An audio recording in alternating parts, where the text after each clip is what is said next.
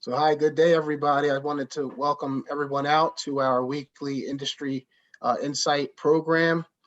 First, wanted to start out by acknowledging the Montgomery County Intermediate Unit, our MontcoWorks NOW program, and the Business Educational Partnership, who makes all of this possible. I'm Hakeem Jones. I'm one of our career counselors here with MontcoWorks NOW. Spent several years in the workforce arena, both youth and adults, and the work is rewarding, enjoyable, and it's an honor to bring in different professionals on a weekly basis to educate our educators and local providers. I'll turn it over and introduce our program administrator, Kyle. Thanks, Hakeem. I'm Kyle Longacre. I'm the program administrator for the MontcoWorks NOW program. And again, welcome to everyone for our 5th episode of our Industry Insights series. And we enjoy these conversations each week, and we are promoting these on our MontcoWorks NOW YouTube channel, as well as on our MontcoWorks NOW Twitter and Facebook page as well. We encourage you to follow all three, subscribe to all three, and continue to get these updates and others as well. This week, we welcome Stu Bush, who is the Executive Director of the Open Link. We've been focusing on many high priority occupations throughout this series, and we're happy to be focusing in on human services within this episode. So I'm going to turn it over to Stuart to introduce yourself and tell us a little bit more about the Open Link of the Upper Perkiomen Valley, which is just such a wonderful area of our county, and so many good things happening. Stuart? Well, thanks, Kyle, and thanks, Hakeem. I appreciate this opportunity. Yeah, I'm executive director of, for the last 7 years, of the Open Link. We are the human services agency serving the Upper Perk Valley. So for those who might know that area, East Greenville, Pennsburg, down through Green Lane area. And we really do kind of soup to nuts in terms of human services. We're really the only game in town up there. And we have our human services office in Pennsburg, and then we also operate a senior center in East Greenville. So yeah, it's a great diverse group of both people and activities that we're involved with. Nice. And I think it's good to point out that, Montgomery County is large, very, very big county. When you hear social services and community work, you often think of, places like Norristown and Pottstown and some of our larger metropolitan areas. But, the Northwest is also a large part of the county. And Stu, we thank you for being here, and we'll learn a lot more about what's happening in the Upper Perkiomen area. Sure. Stu, if you can give us a little bit more, I'm familiar with a couple of different human service centers, but what would be just a kind of menu of the programs of different types of things that you do within the Open Link? Yeah, a lot of our services are focused on low-income folks. So we do everything from budget counseling and rental and utility assistance, helping people acquire benefits from government benefits or other benefits that might be available to them. A lot of that's focused really on keeping people stable and in their homes when they hit a bump in the road, or if COVID-19 happens. And so we're very active in that area. We run a number of special programs as well. We work with victims of domestic violence in terms of court accompaniment, and also working with folks in terms of counseling, safety counseling. We also do, we don't do currently, but we plan to be back to giving people rides to appointments. Currently, we're not doing that because of COVID-19. But also we do special programs, like we do back to school programs. We do programs around Thanksgiving and the holidays, so that folks who don't have the money their kids can have a nice holiday, Christmas, Hanukkah, whatever.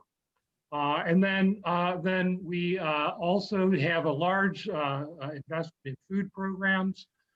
We have a food pantry, and you'll see a video in a minute around our Food Pantry Without Walls program.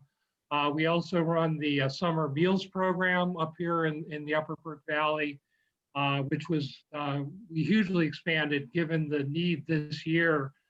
We actually increased the number of meals we served by 12 times to over 5,500 meals this past summer. We also do Meals on Wheels, so home delivered meals for elderly shut-ins. And we do a number of other food programs in the community as well, but those are some of the larger programs we do. And we also have an educational component. So we work with high school equivalency. A lot of people call it GED, but we actually, instead of using the GED test, we use the high school equivalency test, which is completely equivalent to GED. And we're both a free prep center. We also do testing on site. And then we have another aspect of education around lifelong learning for our senior center. So we operate a senior center. We do a lot of our food programs out of the senior center as well. And we also do our lifelong learning sorts of things and socialization. Thank you, Stu. And as we mentioned earlier, we are here, weekly, and we touch on a variety of different industries. And it's also good to not forget about the social services and the opportunities out there for young people. We have some counselors and educators on our call. So as some of our high school students and young people grow, there's tons of opportunities in the community service arena, and even prepping for college to serve people. So Sure. there's always a footprint for helping others throughout the county. Absolutely, and I think there's multiple ways to get involved in the human services sector. Of course, everybody's aware of getting a degree in social work, whether it's a bachelor's or going on to your master's, and we certainly have people that have those qualifications that work with us. But there's other routes of entry as well. So, for example, we have currently 2 millennials working in very different jobs at the Open Link. One of them, Brooke Harvey, is our nutrition services coordinator. She got a degree in nutrition science from Westchester University, and she actually volunteered for us for a couple summers in our summer meals program.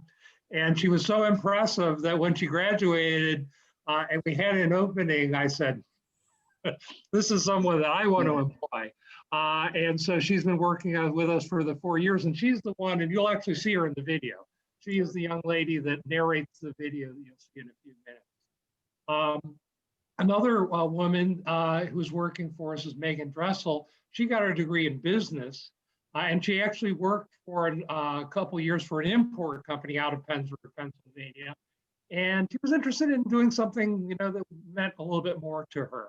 And she saw the job that we had as an office coordinator, and it was just a great match. She had this background in working with people actually internationally, and she really clearly was a very sharp young woman. And we needed someone like that to help us keep our activities all coordinated in our office. And so those are, we have people that work more in bookkeeping. We have people that work in communications and help keep our website up and help us do our development sorts of activities. So there's a whole wide range of things you can do, be involved in human services. So those are a couple of examples. Well, thanks, Stu. And let's go ahead and take a look at this video. It's about a 4-minute video. You'll get to see, again, the Open Link is our feature industry nonprofit partner here within Montgomery County this week, located in the Upper Perkiomen Valley. And after that, we're going to ask you, Stu, about your own journey. How did you get into this role as executive director and what that looks like? So let me share screen and we'll go from here. Like to skip a meal or two. But what about those in our community who are suffering from long-term hunger? Hi, I'm Nutrition Services Coordinator Brooke Harvey, and at the Open Link, we're committed to making sure that every member of our community has access to nutritious food. We decided to look at who wasn't being served by our current food pantry program and discovered there are a lot of seniors who don't know where their next meal is coming from. So we started a new program called Food Pantry Without Walls. Then we have onions, these are fresh, peas, tomato sauce, or the diced whole or stewed tomatoes can. Onions. It's an online inventory and ordering system. Each month, our staff and volunteers help residents at Upper Perk's largest subsidized senior housing unit, the Upper Perkiomen Manor. Residents order nutritious food in the morning,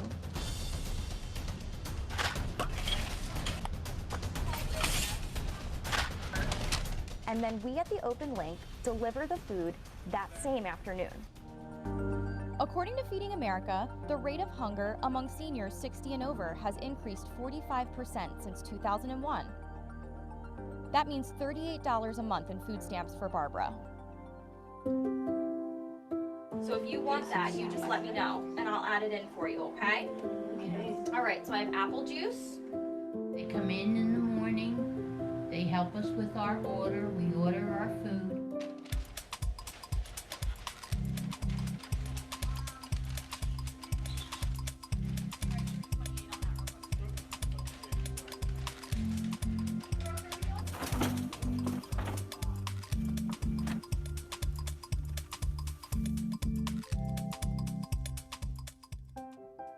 And then they deliver the food back to the manor to us at 2:30 in the afternoon.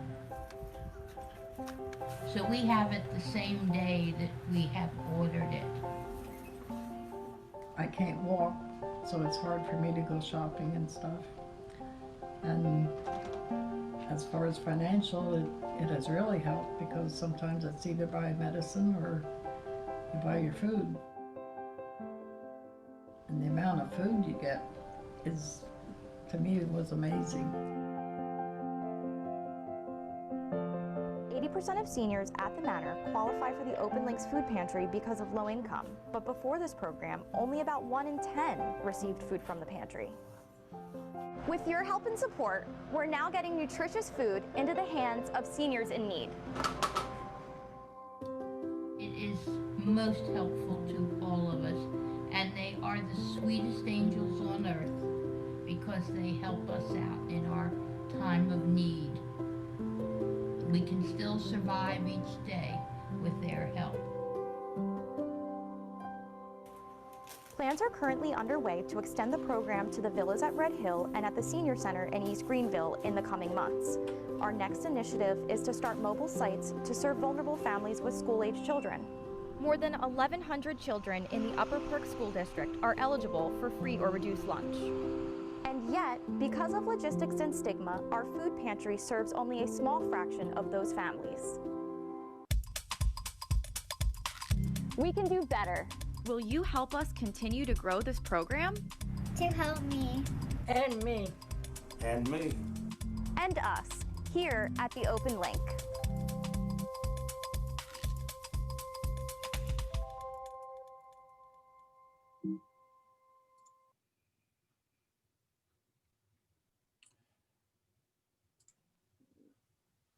All right, and we are back.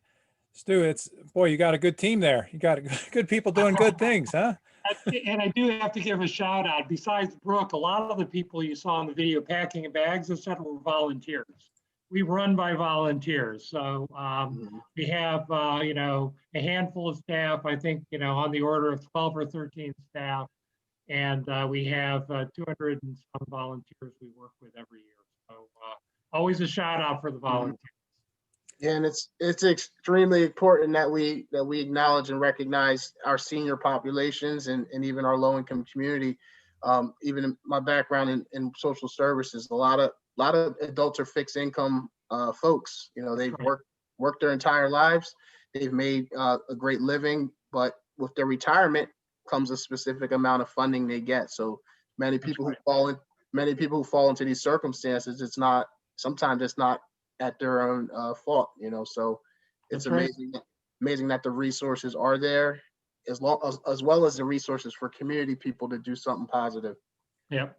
Yeah, no, it's and we were really blessed, honestly, to have this program in place. That video is obviously pre-COVID, so we don't do it exactly that same way, but we've continued that program. We've actually built it. We serve up to 65 households between two sites now. The one was shown, the Upper Perk Manor, and the villas at Red Hill, which is actually just down the road from the manor. But they're the two subsidized senior living housings in our area. We were just about to launch the program with kids in the school district when COVID hit. And so, we're back in discussions to do that. And we're working very closely with the school district around supporting them and them supporting us. They were a huge support for our summer meals program, for example. Well, we want to keep coming back, and Akeem will ask a little bit more about some of the COVID changes that we're seeing here. But before we move on to that, Stu, what was your own journey here? And I want to highlight here for youth, for parents, for counselors watching this, what is the pathway of individuals as they come into certain types of jobs? And yours is unique, I know that, that comes into it. But it comes from, we call it the language of a sense of vocational direction, a sense of calling, a sense of a fit as to where one ends up in doing the work within our communities. So Stu, what is your own story? Well, one of the things I've realized as I've moved along my career path is that the thing that's been a constant theme throughout is I really have this lifelong mission to help people be all that they can be. So I actually spent my first 25 years doing that as a leader in the chemical industry. I worked for Roman Haas Company, which is was a great company, no longer exists. It was bought out by Dow Chemical back in the 2008, 2009 timeframe. And that was actually when I transitioned out of the chemical industry and came to the human services industry. So I'm probably the only PhD chemist in southeastern Pennsylvania that also leads a human services agency. But that's one of the beautiful things is the leadership skills I learned in private industry, in fact, was a great preparation to lead in the nonprofit industry. And this is the job that I've been in as executive director of the Open Link for the last 7+ years, is actually my third job since I left Dow Chemical. It's my longest one, but I worked for a couple of other nonprofit agencies before I got there, just building my resume as a nonprofit leader. Mm-hmm. And still, it's extremely important in the nonprofit world. Nonprofits really work off of partnerships, private and public partnerships. So having a background in the private sector, I'm sure, brings a lot of resources and connections to the community. Yeah, it does. It's very helpful to have that perspective. And right now, for example, we're working with for the Anti-Hunger Network, we'll get to in a minute, but we're working with a large international company, a food company that is interested in donating to us. And my perspective in industry has really helped me talk to them about their donation in a way that hopefully will bear the fruit that we all hope for, right? So it is helpful, very helpful.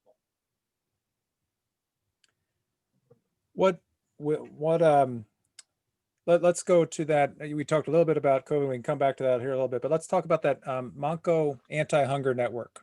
Okay, I want to make sure we cover this. And this is we look at the safety net organizations, and when we talk about human services, we think through how can we be helping our communities? What can this be looking like, and what can be done here? So what is your role with this, and what is the Monco Antihunger Network? Yeah, I'm currently the chair. I'm one of the founding mothers and fathers of the Anti-Hunger Network. We started in 2014 with a generous grant from what is now the HealthSpark Foundation, and we started with the intention and the realization that there was a lot of food going to waste in Montgomery County that was just being thrown away.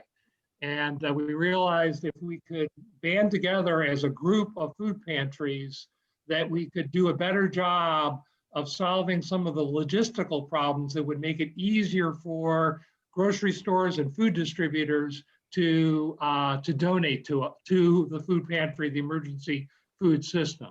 And that's why we created it. And this year has been our banner year, even again. Each year we've been growing.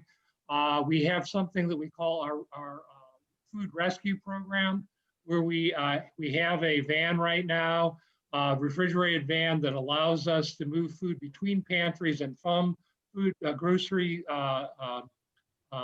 chains and food distributors to our individual pantries. We also do best practices. We do networking activities that connect the food pantries. We have 5 regional networks within the county.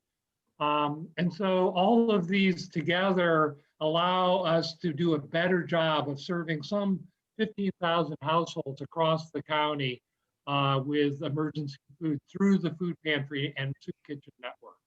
So that's in a kind of a nutshell what the network is about. No, it's tremendous to be able to see that, and no more of a time that we've ever needed these types of resource sharing, these types of partnerships here. Yeah, as an example of that, there were 5 mass distributions of food that the Anti-Hunger Network led with great help from the Montgomery County Public Safety Department, RSVP volunteer organization, and a number of other local entities that helped us take food that was being donated by the federal government, and in 3 distributions at the Oaks Philadelphia Exposition Center and 2 distributions at Willow Grove Mall, we're able to serve up to 1,000 cars at one time with food, much needed food out in the community. And we continue to do those sorts of activities even today. It just keeps shifting. It's a crazy world in COVID land, I'll tell you that. Yeah, if I can add, with many of the students and children being home for a very long period of time, grocery bills have increased. In the fact that many students aren't getting the meals at school, it's extremely, it's really important that places like Open Link and other agencies are available to fill that void. That's true. And, and a lot of the school districts have been doing a great job. I've got to give a real call out to the Upper Perk School District. They've done their best to continue the food to their kids. But during the summer, for example, we stepped in and ran the meal program that I described earlier, where we were serving at 5 different sites. We actually purchased a van ourselves so that we could move food across the entire catchment area, and all the 5 major regions of the Upper Perk Valley, we were able to have places where kids could come and pick up meals. I like to, for our teachers and counselors, but also for our students, to start to understand in human services work, it's often the numbers. We're a county of 830,000 people. In our school districts, we can range from 15, 20, 30, 40, 70, 80% free and reduced lunch population. Your group also serves then the elderly that are aging in place. They're aging at home. And, right. Our food security means quality of life drops dramatically if they don't have access to food and nutrition during these periods of time. It's a basic need. And That's so, right. So by those numbers, am I not right in these numbers? And how do you approach that from a organization? And one of the things, we think of Montgomery County, and of course, there's great wealth in Montgomery County, but it's very heterogeneous. And so we have everything from people that are very much on the low income to palatial mansions in Montgomery County, right? Yeah. And so, and the truth of the matter is, as Hakeem was saying earlier, we think about places like Norristown and Pottstown, where there is a greater concentration of low income folks, but it's across the board. As was seen in the video, we have 1,100 kids in the Upper Perk School District that are eligible for free or reduced lunch. And that's really across the entire county. No matter where you go, you find people that are struggling with poverty. And so the estimate is that there's between 10 and 15% of the population that are food insecure, even in Montgomery County. And so you're talking 80, 90,000 people that, and it's gone up since that's pre-COVID numbers. So since the COVID crisis, that's gone up. And so I don't have exact numbers, but we're talking probably well over 100,000 people in Montgomery County that are food insecure. And that's something that, as a society, many of us feel we need to address that on an ongoing basis. Yeah, and one thing that that caught my attention from the video was the word stigma. things happen, life happens. You have folks who've done extremely well, whose jobs have been taken from them, or their jobs have been discontinued or laid off. And then you have folks who just need help. So I think if we, learn to look past the stigmas and even the judgment, some folks do too much judging, and it deters good programs like yours and all the others. So it's a tough time, and I'm sure you're seeing people from all walks of life benefiting from your services. That's very true. And we see a lot of folks both from the working class and even solidly middle class folks that have fallen out. We had this one woman recently who has never asked for help ever in her life, who came in, and we were able to help her both with food pantry and also rental assistance. She had been working in the food service industry as both a waitress and a manager of restaurants for years. All of a sudden her job went away. And so, despite the fact that she'd been very consistent for years in being able to do that, and, it was hard for her to come to us, but we're grateful that she made that step. And she was grateful to the Open Link because we were able to provide that kind of help to her and her family. And she had, I think, 2 or 3 kids that were, she was trying to figure out how to feed. I'm impressed and have been made more aware of food insecure college students as well. In many cases, that students that they're not earning income, or they have a very small part-time job, but because they're paying for college, they're taking classes, which from a college and career, MontcoWorks, we want our young people getting trained. Our economic development is going to be so much better if people are finishing high school, finishing a high school equivalency, finishing college courses, getting degrees, getting into programs. But in order to do that, you need to be fed. You need to have enough basic needs and supplies. It's a great point. And one of the things that the Anti-Hunger Network has done in collaboration with pantries like Man on Main Street, which is a human services organization like the Open Link, is reaching out to some of these food pantries in, for example, the Montgomery County Community College. So there are 42 member pantries within our network, and 2 of them are at the Pottstown and Bluebell campus of Monco. And we actually not only have helped them get access to food, but we actually have also helped them get some grant dollars from the W.W. Smith Charitable Trust that has enabled them to buy refrigeration equipment, which they didn't have previously. That has allowed them to move into not only non-perishable goods, but perishable goods like veggies and fruits and meat and dairy that they weren't able to handle previously. So it's a great point. There are folks that need really at all ages across the spectrum, and we're definitely seeing it on the college campuses in Montgomery County. And I'll get back to the aspect of us being in a business partnership with our local educators in our intermediate unit. Our goal is to promote and build up our youth to gain experience, to navigate the workforce.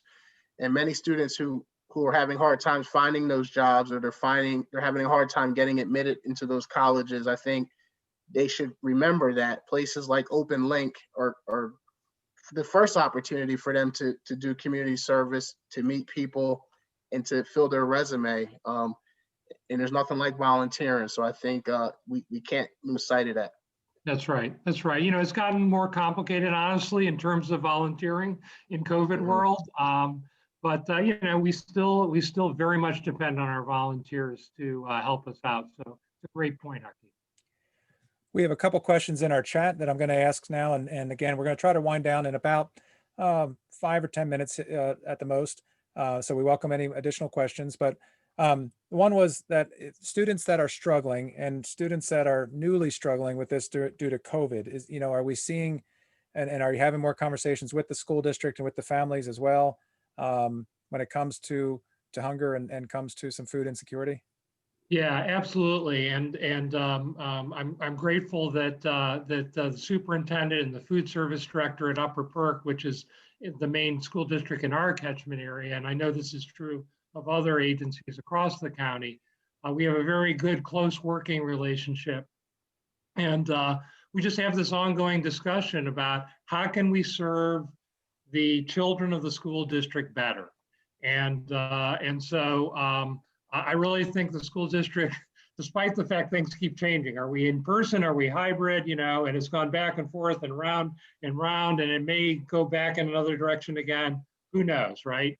But I think they've done a fabulous job of trying to be light on their feet.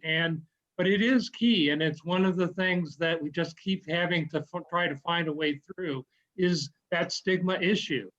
Because when kids were getting the meals in their cafeteria with cards that were the same, whether you were buying for yourself or buying through the free reduced lunch program, that's one thing. But when you have to drive up and pick up your meal, even if it's at a school, there's this feeling of stigma that arises. And so how do you break that down? That's one of the reasons we like our Food Pantry Without Walls program.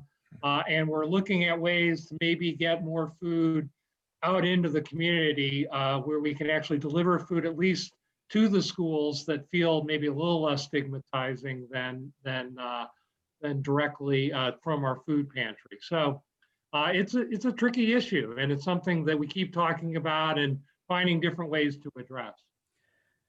I want to ask a question on the socialization and of our youth, but also for the elderly as well during this time. And I know that's such a key component of a Meals on Wheels program is the socialization. Before I ask that question, think about that, Stu. I'm hearing you I want to highlight for courses that kids could be taking related to the work you're describing. I'm hearing some economics. I'm hearing some statistics, some family consumer science, some healthcare, and there's so many different clubs that are in middle and high schools that allow for more participation, more volunteering with organizations like the Open Link as well. So I want to highlight those.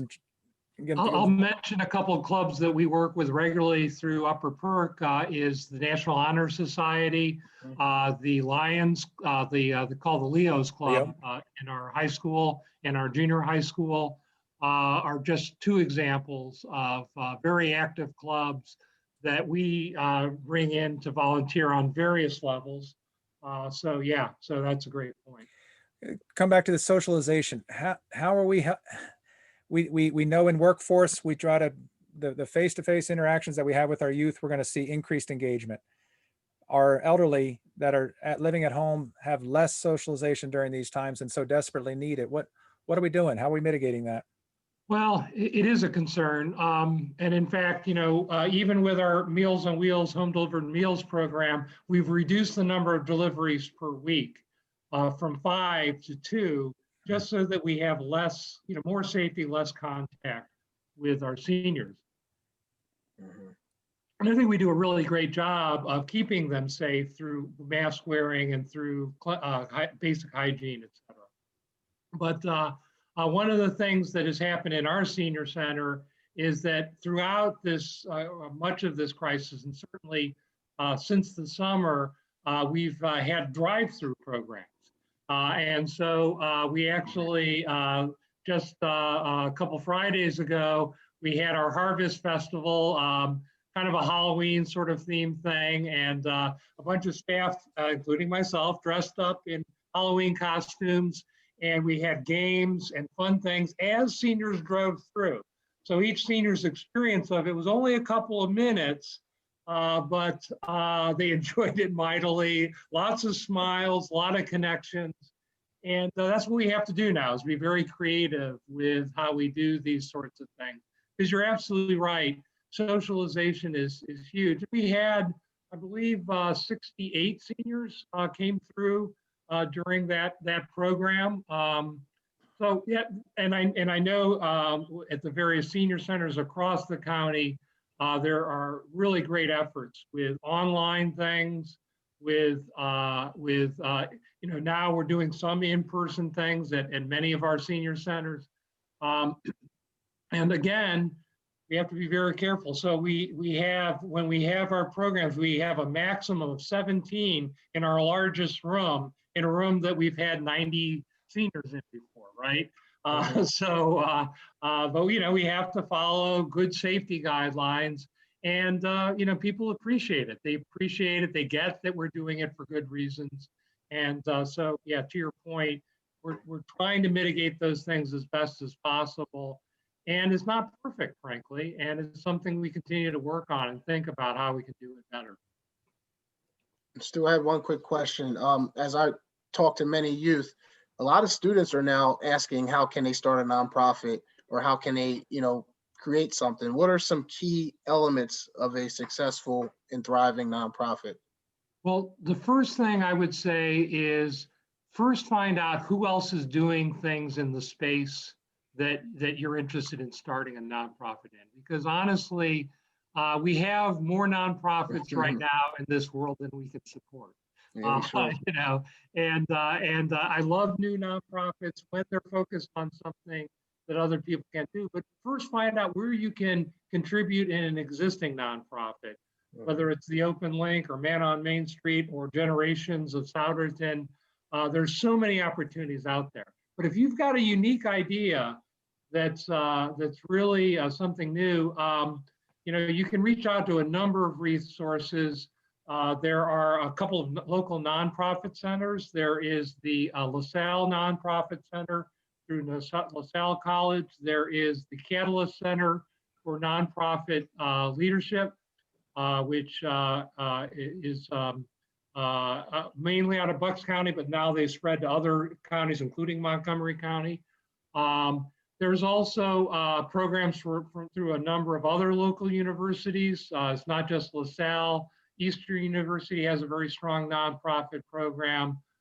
There's multiple of those across.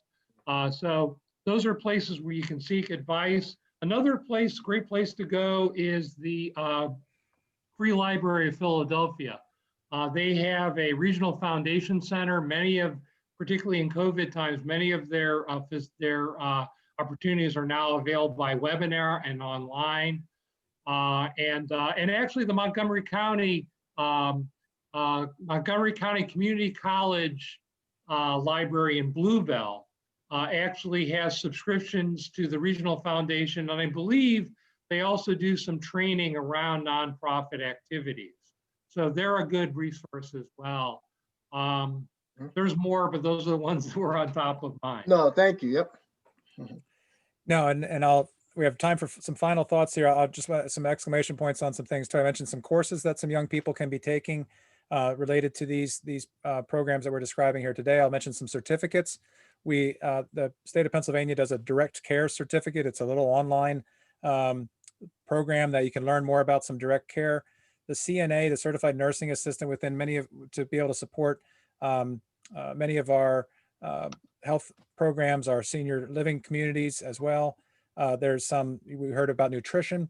We heard about some CPR first aid is always good. Some basic finance is always some programs. And the high school equivalency programs that Stu was talking about as well is an adult education program. We often think about elementary teachers, middle and high school teachers, but adult educators are such a crucial link within our communities as well. So just some certificates, and don't forget degrees. ESL. And ESL. Explain that. What does that look like? English as a second language. And so there's a wonderful program that I've worked closely with at Keystone Opportunity Center in Souderton. And they we work with them on high school equivalency, but they have a really remarkable program working with people from a wide variety of backgrounds that can come to this country. And, whether it's from China or Korea, Vietnam, Mexico, one of the Arab countries, they help a whole wide range of folks get their competency in English. So it's a really great program. So if you're interested in that, it's great to talk to Susan Klauser, the Director of Education at Keystone Opportunities. And MontcoWorks NOW MontcoWorks board member as well. So it's good to have Susan there as well. Susan is, I actually used to work at Keystone. That was my second nonprofit gig. before I came to the Open Link. And Susan and I are close colleagues even today. We work together in high school equivalents. Very good. Hakeem, a final word from you? Sure. I've spent much of my career in the social service arena, and the work with some of the most vulnerable and disadvantaged it couldn't be more rewarding. I think there's not enough young people who are looking into these careers. I think because of stigma and because of the idea that they think they can't do well and live a prosperous life. But I'm 37 years old, and I've been in social services since leaving college, and I can say, happily enjoying it. You go to sleep feeling good, you wake up feeling good. So I encourage more students, more young people to get into these fields. So that's all I have. Thank you, Hakeem. And Stu? Yeah, I just want to echo what Hakeem said. I really, it was great working in private industry, and honestly, I did make more money when I worked as a director of research back in Roman Haas Company. But I'll tell you, I love my job more than ever. I really appreciate what I'm doing day to day. And every day when I get up, I've got a whole list of things that I want to do and act on, and it's a mission much closer to my heart, and it's hugely rewarding. It really is. Well, Hakeem, Stu, and I get to sit in on quite a few meetings and collaborative interactions across the county, and I just want to share as a final word that we could not be more proud of the different organizations, the professionals, the volunteers that continue to support each of our local communities, like the Open Link in the Upper Perkiomen area during all times, but during these extraordinarily difficult and complicated times of COVID. And we continue to encourage support for these organizations. It's intriguing to see the nonprofit budgets coming in and seeing the personal corporate donations that are coming in to be able to support these agencies during these times, the foundations that continue to support these organizations, and then the material donations that come in, food and other resources as well. So not just during the holidays, but during all times, we want to encourage your support of the many different human service organizations like the Open Link. We are thankful for the business education partnership that allows us to be able to highlight these industries. Please tune into our MontcoWorks Now YouTube channel, subscribe, follow us on MontcoWorks Now on Twitter and Facebook, follow the Open Link as well on social media and see the outstanding activities that they're doing. So thank you to everyone, and we'll look forward to future episodes of MontcoWorks Now Industry Insights.